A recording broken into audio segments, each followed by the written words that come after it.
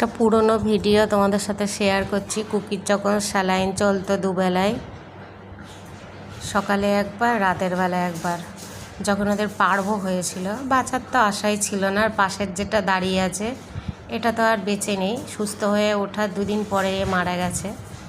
আর একটাও মারা গেছে, আর এই কুকিটাই বেঁচে আছে, যার গায়ে আমি দেখো হাত বুলাচ্ছি, এ বেঁচে আছে। অনেক কষ্ট করেছে, তখন ওদের 1 মাস মতন বয়স ছিল, 1 মাস থেকে 1.5 মাস, খুব কষ্ট সহ্য করেছে। আর দেখো এই যে কুকি, চিনতে পারছো কুকিকে? আমি এখন ওদের ঘরে রাখি, বাইরে যাই টুকটাক, ঘর বাইরে মিলিয়ে আমার কাছেই থাকে। আমরা যদি ওদের না দেখি কে দেখবে বলে ওদের? যেহেতু আমি ছোটোবেলা থেকে ওদের যত্ন করে বড় করেছি, তো বাইরে ছাড়তে একটু ভয় লাগে। এখন সিজন টাইম চলছে একেতেই।